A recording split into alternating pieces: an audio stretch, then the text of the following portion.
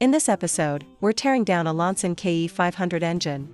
If you own a Colove 500, Voge 500, Hengdian 500, or Maroway 500, they all use this engine. The ones I mentioned earlier all share it. Open the clutch cover, found no foreign objects. Of course, the later 525 also uses this engine. The structure is exactly the same, they just increased the displacement a bit. Let's look at the clutch. The clutch is made by Chongqing. The clutch plates are still paper-based. It seems Loncin has never used rubber-based clutch plates. The actual displacement of this engine is 471 cubic centimeters, wow. The actual displacement of the 525 is 494 cubic centimeters. Look at this split gear. Those who haven't seen it might think it's broken. This engine is a clone of the Honda 500 engine. So, Honda 500 owners, you can also take a look. This thing is a 1:1 clone of the Honda. Also, Gaokin's 500 is also a clone of the Honda 500 engine. But if you ask whether Loncin or Gaokin made a better clone, we'd have to tear them both down to compare. Currently, I don't have a Gaokin 500 on hand. Let's check the camshaft. There's barely any wear on this camshaft. Look at this rocker arm structure. It's rock solid. Only Honda uses this kind of structure. And later it was cloned. See, now our Loncin has it too. Including the CB300 and the CM300, they all use this expensive cam and rocker setup. Oh right, there's also the famous Displacement 500, which uses this engine too. The valves look fine. Look at the top of the piston. It's burning oil. It also cloned Honda's thin ring structure, and consequently inherited Honda's disease. High oil consumption, especially during long trips and aggressive riding. Fortunately, this one is water-cooled, so it's stable. I'll show you the piston rings later. Look at the bottom of the oil pan. It's covered in a layer of epoxy glue. It must have scraped against something here. Instead of replacing it, they fixed it with steel putty. This method is actually pretty good. If your oil pan ever cracks, you can use steel putty to fix it too. Let's check inside the oil pan, no metal debris. This means the engine didn't spin a bearing or score the cylinder. It's just that replacing the piston rings is quite a hassle. You have to split the crankcase open. It's a one-piece structure. Since you've watched this far, please give a thumbs up and follow me. Look at these bolts. Aren't they exactly the style Honda loves to use? Next, let's look at the crucial parts. How do the pistons, cylinders, and bearings look? Let's check the bearings first. Talk about Loncin being cheap.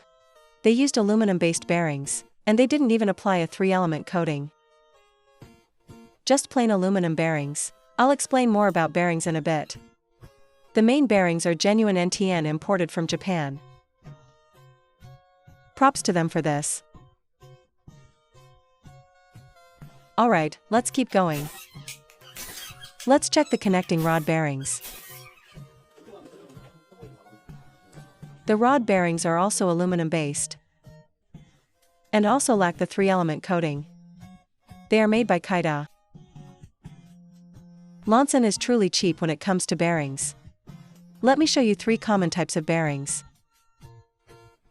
The one on the right is Loncin's. This is an aluminum bearing without a 3-element coating. What they call tin plating. A bit better than aluminum is the one with a 3-element coating. Both sides are tin plated. I scraped it off on both sides. You can see the middle, right? The contrast is obvious when you compare them. Tin plating isn't expensive. It costs less than 1 yuan. Yet Loncin still cut corners on it. Now look at this copper-based bearing. Scrape off the tin plating on top, and see if there's copper inside? Copper bearings must absolutely have a 3-element coating. Let's look at the timing chain. The timing chain is a DID imported from Japan. This is also worth praising. Rumor has it that the 525 will start using copper bearings. And the source is reliable. Those wanting to buy can wait a bit. Unfortunately, this piston is not a forged piston. Even their own 321 engine uses forged pistons. This piston is a genuine factory part. Although it doesn't have the factory logo, you can tell at a glance. The piston has barely any wear. But take a close look here. The oil ring is completely stuck. Look, the others are all stuck up to this point. This is the pain of the thin ring structure. But thin rings do have many advantages. Let's look at the cylinder.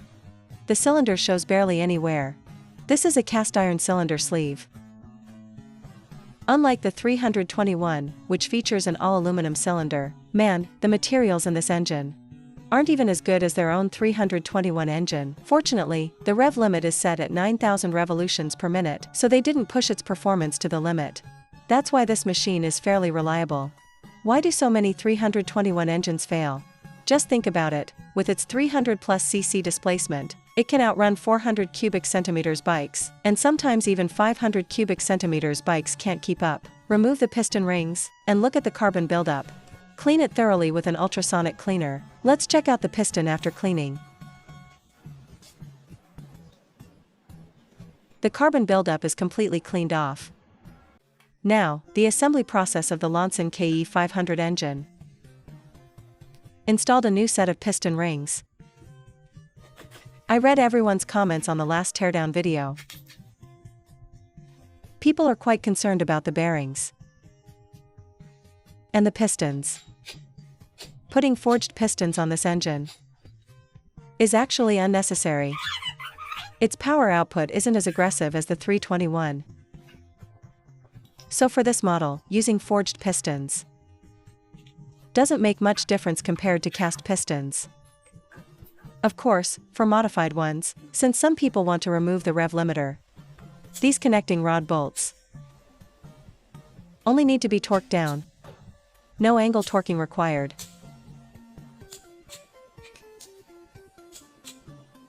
As for the bearings, I've found alternative copper-based bearings.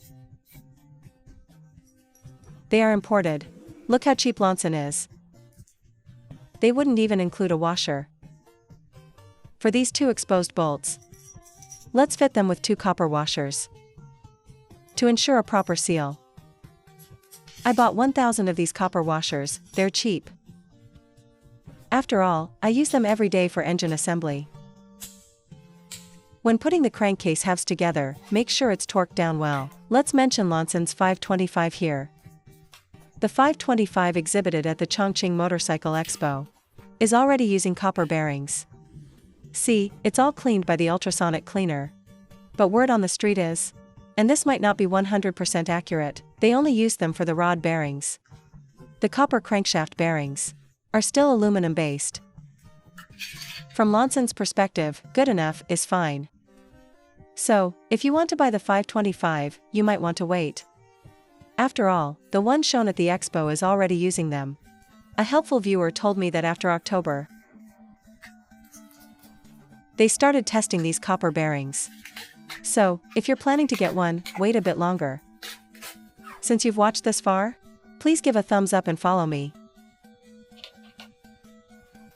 Adjusting the valve clearance. The intake valve clearance is 0.13 to 0.19 millimeters. The exhaust valve clearance is 0.24 to 0.30 millimeters. This engine has 2 sets of split gears. Split gears produce a whistling sound. Its balancer shaft and the crankshaft primary drive gear are both split gears. So the whistling sound of this machine, personally, I think it sounds a bit unpleasant. 1 set of split gears would have been enough, in my personal opinion, waiting for the copper bearings I ordered to arrive. Because a 525 owner removed his rev limiter. And now he spun a bearing. Once I get these imported copper bearings, he'll bring his broken 525 over for me to replace them. He wants to rev it to 11,000 revolutions per minute. At 11,000 revolutions per minute, copper bearings can handle it, but aluminum bearings can't take it. Let's cut straight to the chase. These copper bearings are for the Honda 500, and the main bearings are from the CBR 1000. The owner provided a startup video. Let's start it up for you to hear first. Oh right, his bike is a Hengdian 500. The startup video provided by the owner. Don't you think this whistling sound is a bit too shrill? I still prefer a gentler whistle.